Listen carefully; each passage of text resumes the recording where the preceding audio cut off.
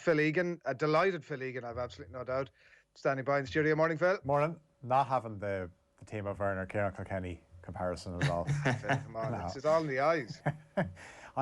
Even my eyes can't convince me of that. But yeah, no, I'd agree with Owen. I think Timo Werner was just a bundle of energy last night. He gave Fabinho serious problems, and if it wasn't for the equivalent of a toenail playing him offside, I'll watch that again and again, and you know you're scratching your head thinking, how is Timo Werner offside for the goal that was chalked off? But that is one of the VAR things. We saw it in the West Brom Everton game as well, and yeah.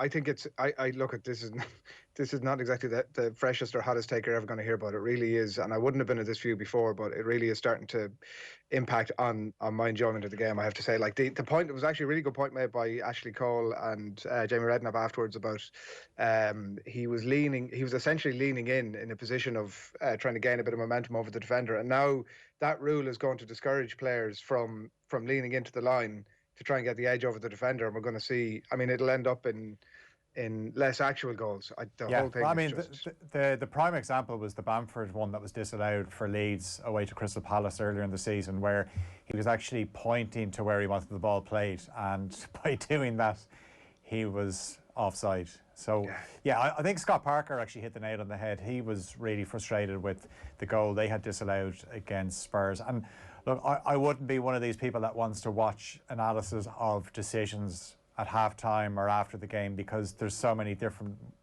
things to talk about in terms of analysis. Say, for example, like at halftime or at full time, you want to talk about how Dele Alli's got back into the Spurs team and he had a hand in the goal. He tried to claim it, but it was an own goal. But the facts there, you look at the goal that Fulham have chalked off, and I don't really know what Mario Lemina is meant to do. He has his hands down by his side. If his arm isn't there, it's going to hit his body. It's not as if his arm gave him any advantage. The ball hit his body. He has his hands down by his side, and it's disallowed. And Scott Parker, as I said, nailed on the head after the game. He just said VAR is taking the emotion out of the game, and that's what it is, because you could score an absolute screamer, and the joy of that. Obviously, there's no fans at the moment, but a stadium erupts, and then you're waiting for the goal to be disallowed. That's what it seems like with decisions, that offside decisions. It's almost like they are going to do what they can to make sure this is given offside. If there's a handball or if there's a goal scored, they want to disallow it. Like it's the Lemina one was the one that I found so frustrating last night of all the games that I watched. Are Liverpool going to make that top four, Phil? Is it gone beyond them? I think it's gone. I mean, do you know what? Actually, Liverpool have played a lot of Premier League games on Thursday this season, and it's just getting them tuned up for next season in the Europa League. And a lot of those players that Klopp referenced there, he was talking about Oxlade-Chamberlain and Milner training well. Well, these are the kind of players that will get some game time in the Europa League by the looks of it. But yeah, it's just, we've been talking about Liverpool, just the same performance all the time, that he's trying to play in a way that obviously worked last season, but he doesn't have the same personnel at the moment. They don't have the same energy. It's not working.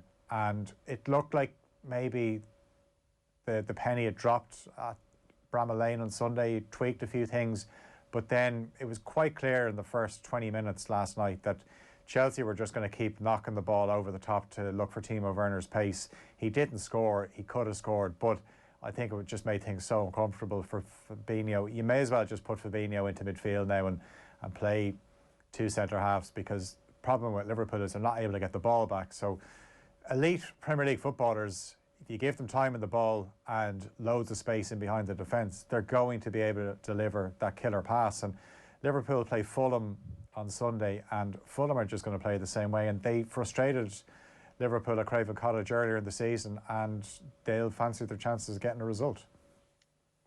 Can I ask you one very quick one about Tottenham? And I want to get your thoughts on the Manchester derby, obviously, for the weekend as well. But just very quickly on Tottenham last night, and they have Palace on Sunday, which in itself is a one to look forward to. But they beat Fulham, obviously. Gareth Bale this weekend could start his third game running. Dele Alli is back, and they get Harry Kane fit, Phil, and suddenly Jose Mourinho could actually turn this entire thing around. Yeah, I still, well, like in terms of top four, I'm looking at obviously the two Manchester clubs and Chelsea, and I think that fourth place is still up for grabs. Everton did themselves no harm. West Ham are still in there, but Tottenham would certainly give themselves a chance because they have a game in hand over Liverpool. Kane missed a couple of good chances last night. Also saw another side of Kane's game, which we've seen a lot. Doesn't seem to get mentioned that much, but he went down looking for a penalty. VAR intervened and it was chalked off. And this is a thing that I don't like to see. And Harry Kane does it all the time. He dives, and there's no way of dressing it up. It's something that we've seen in his game. In terms of Dele Alli and Gareth Bale coming in, the Europa League looks like a decent shout for them. They've a nice draw on that with Dinamo Zagreb. And I said it the other day talking about Pep Guardiola and his chances of trying to win the quadruple. I still wouldn't rule Tottenham out of that League Cup final next month. Yeah. Manchester derby this weekend, Phil. How big is this from Manchester United's perspective? Not even in terms of catching Manchester City, in terms of saying, listen, we're coming for you. The gap is actually closing, despite what the Premier League table may say. Do you know what? Even if United win, I don't think it'll bother City at all. Like, it'll obviously end their winning run. But we saw this before a couple of seasons ago when City were trying to wrap up the league title and United went to the Etihad and killed the party with a comeback in the second half. And they have been decent at the Etihad in recent seasons, but if they win, I don't think City are going to be quaking in their boots thinking here come United for next season, because we've seen over the last few weeks United just haven't been very good. Now they might be able to raise their game for the Manchester derby, but I think all it is, it would just be, in terms of the result, if United can pull off a shock win, all it does is just end City's winning run. City are going to win the league, they're going to walk it. If I was United, I'd be looking over my shoulder at Chelsea, because they look like they could come and finish second. But look, it's a really good chance for Dean Henderson, obviously, to show that he's good enough to be the United number one.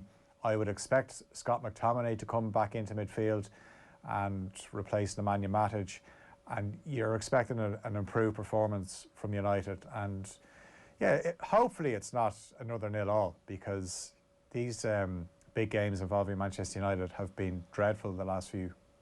Yeah, you mentioned, Phil, if they could possibly pull off a surprise here, but it's not happening, is it? Like City all day long, surely. No, do you know what? It genuinely wouldn't surprise me if United win, because they do have the attributes to hurt City. Where watching City against Wolves the other night, if you can just get out of the City press, which isn't, it's not, obviously they hold on to the ball for long spells of the game, but if you can get at the City defence, as good as it is, there's still going to be short numbers there. And you've got the pace of Rashford. Obviously Cavani is a seasoned pro and knows where the goal is, and Bruno Fernandes is the man that can find that space. So it wouldn't surprise me, but I would still lean towards City, and it's going to be an absolute walk in the park for City in terms of the title. How do Manchester United get Bruno Fernandes back into these big games? I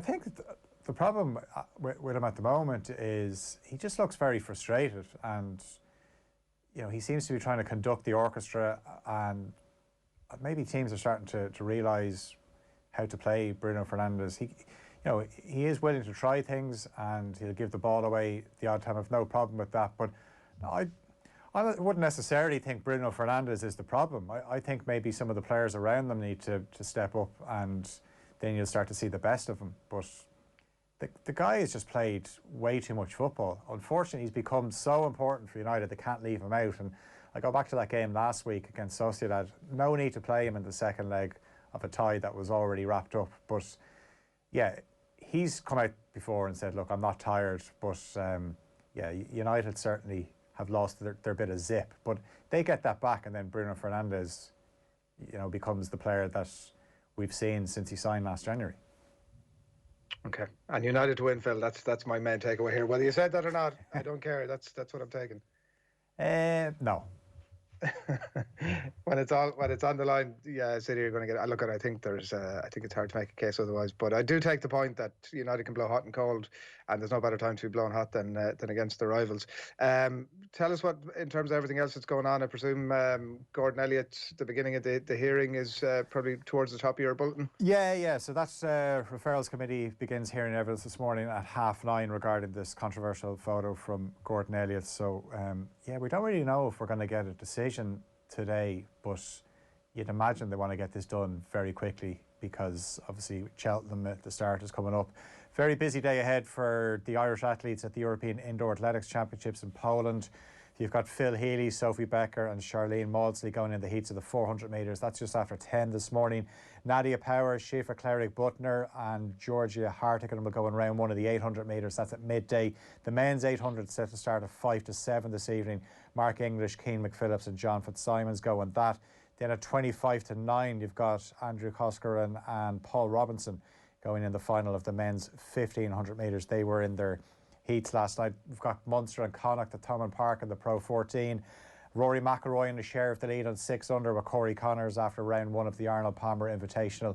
And Mick McCarthy, fresh from signing his new contract with Cardiff, can go back into the playoff places if they play Huddersfield tonight in the Championship. I just wonder, is that new contract like a kiss of death, where it's all going so well and then you sign a new contract and then maybe things might not go as well. It all goes to pot. There are players like that, Phil. They play up when the contract is ready to go, and then suddenly when they get ink on paper, it's back to business as usual.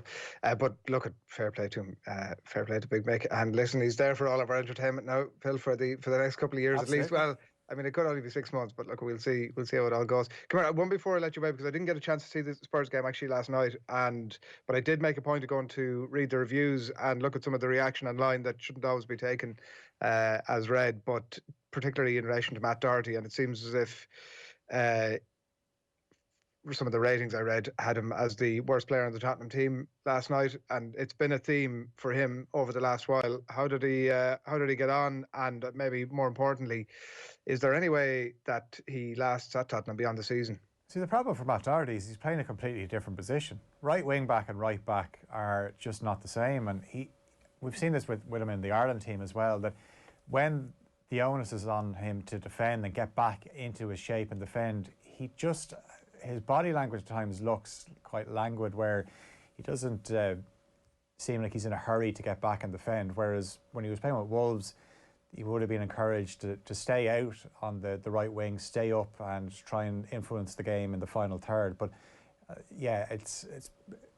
the writing was almost on the wall from when Serge Aurier came into that team for the Spurs and the United game at Old Trafford, and he scored and he was really good. And Doherty's obviously just been playing Europa League and he's got the odd start in the Premier League, but yeah, you can see at times Mourinho gets frustrated with him. So I don't look. It's not a write-off, but I know the lads had Martin Lipton on the show last week, and yeah, he wasn't exactly giving Matt Doherty rave reviews either.